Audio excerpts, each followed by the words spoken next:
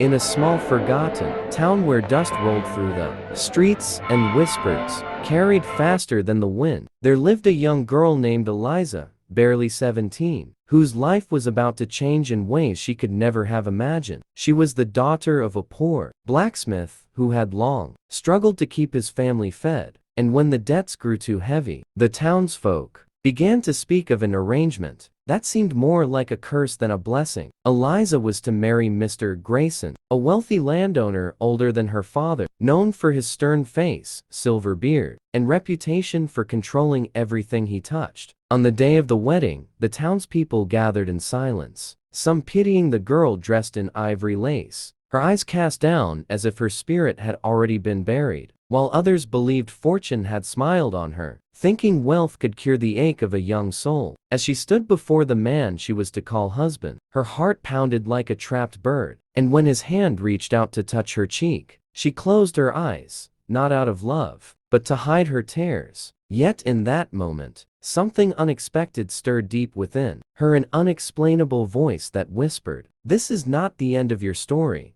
Though she felt powerless, she sensed that fate had a plan much greater than the shackles placed on her. That night, as she entered her new home, surrounded by cold walls and silent servants, Eliza realized she could not simply surrender to despair. Mr. Grayson, though feared by many, treated her with a strange mixture of distance and quiet observation, as though he himself were uncertain of how to handle this union. Days turned into weeks, and while Eliza lived like a bird in a gilded cage, she began to notice the cracks in the world around her, how the people working on the land suffered under harsh conditions, how Mr. Grayson's heart seemed hardened, not by cruelty alone, but by years of loss and loneliness. One evening, while tending to the garden, Eliza spoke softly to an old servant woman who revealed truths no one dared to utter. Grayson had once been a different man, full of laughter and kindness, until tragedy struck when he lost his wife and child. Since then, he had built walls around his soul, using wealth and authority as armor. Hearing this, Eliza's heart stirred with something unexpected, not love, not yet,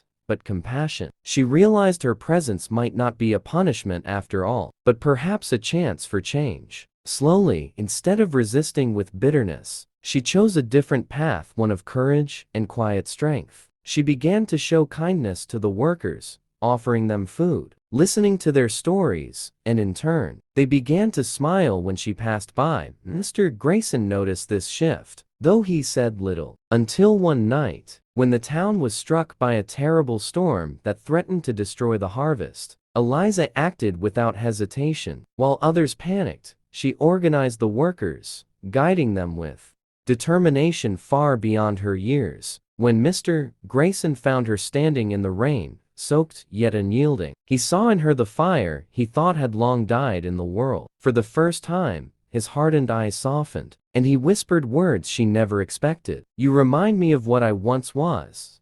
From that day forward, something began to change. He gave her more freedom, allowed her voice to be heard in decisions, and with each passing day, Eliza grew stronger, no longer the helpless bride forced into marriage, but a young woman shaping destiny with her own hands. The townsfolk who once pitied her now spoke of her with admiration, amazed at how she turned an unwanted fate into something powerful. And though her story had only begun, it carried a lesson deeper than the dust of the old town, that no matter how dark the road seems, the human spirit has the power to transform pain into strength, chains into wings, and despair into unexpected hope. This was the story no one expected. The poor young girl forced into marriage, who became the light that could not be silenced. And dear listeners, if Eliza's journey has touched your heart, remember this: life often gives us trials we never choose, but how we rise from them defines who we truly are. If you want to hear more powerful stories like this one, stories of resilience, courage, and the unexpected twists of fate, make sure you subscribe to this channel right now, because the next chapter of Eliza's life will show you that sometimes the most painful beginnings create the most extraordinary endings.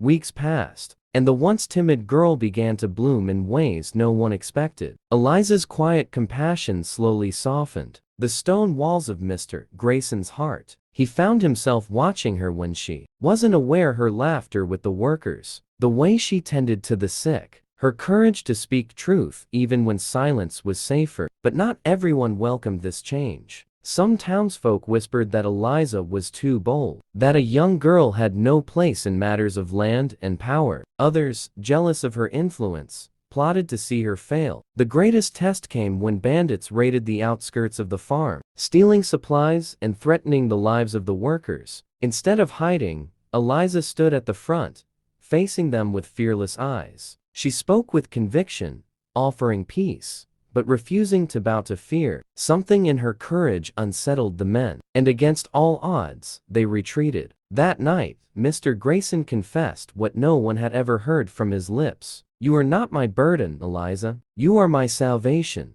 Her heart trembled, for though she had never chosen this marriage, she realized destiny had given her not chains, but a key to unlock healing in a broken man, and strength within herself. The story of the poor young girl was no longer one of pity, but of transformation. And this, dear listener, is why you must stay with us.